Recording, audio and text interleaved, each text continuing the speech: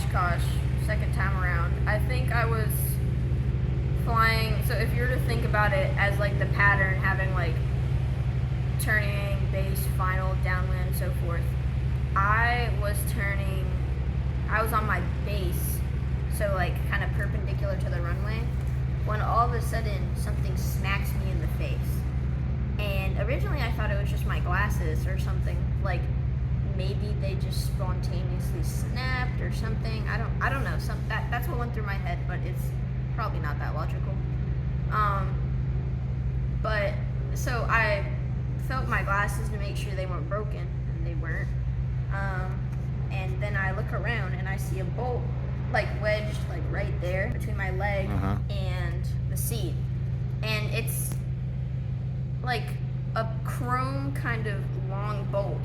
And all of the main bolts that I check on the airplane have this like kind of yellow film to it. What you call it? Cadmium. Yeah, it has a cadmium coating to it. So I was like, I don't know where the heck this came from. So I'm in the air, and once I realized it's not an important bolt, I kind of thought it was funny that like all of a sudden this bolt just kind of appeared out of nowhere. I was like, where could this possibly came from?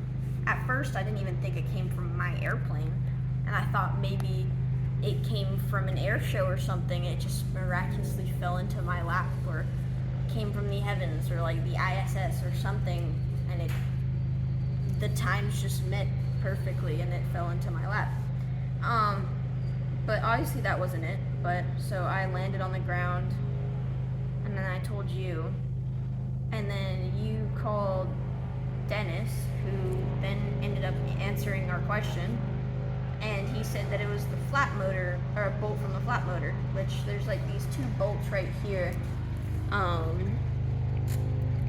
that hold like the motor itself in, and one of these two bolts fell out, and that's like kind of right where my head is. If you look down where I'm sitting, and if this is where it's coming from, then that kind of makes sense that it came out and hit me in the face.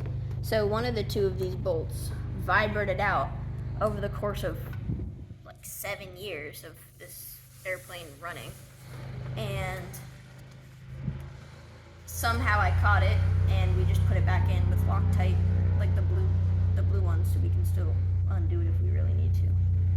Obviously at first, my first thought was, what's going on? Like, I was a little bit fearful, or just cautious, I guess. But it only took like a few seconds before I realized that it wasn't too bad of a situation. If they failed upright or even down, like so up or down, it wouldn't affect me really, because I would either just fly like normal if they're up, as if I had no flaps. But if they're down, I would just fly a little bit slower, and then I'd have a lower stall speed.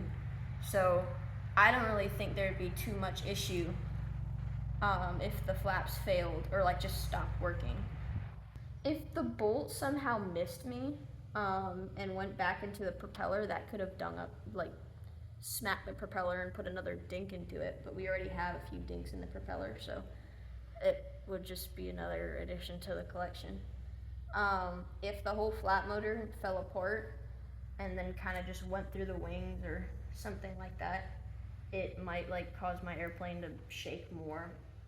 But the only like real concern that would scare me or worry me is if the flaps themselves came off, because there'd be a chance for them, because they're kind of lined up right with the tail feathers. So if they fell back, they would have smacked into the tail feathers and damaged those. Yeah. But otherwise, I don't think it was much of a big deal. I think the Loctite, or like the semi-permanent Loctite, was a really good idea, because it keeps it from shaking out, but if we need to replace something, we can still replace it. But otherwise, if it took 7 years for it to come out in the first place, I don't really think there's a need for us to put it in our pre-flight. I mean, we could check it like every time before I fly, or like each day, like how I had each day a flight, like kind of similar to my flight to Oshkosh. Each day I flew like 8 hops. Maybe at the beginning I check it, and then at the end I could check it too, or just at the beginning or just at the end. Or if we really wanted to make it like an annual thing, we could annual it and check those bolts and the rest of the bolts in the engine and this kind of goopy little electronic area.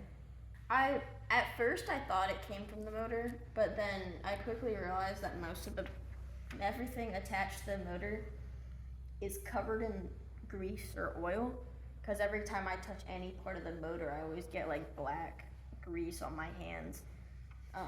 So I immediately thought there's no way that a bolt this clean came straight from the motor.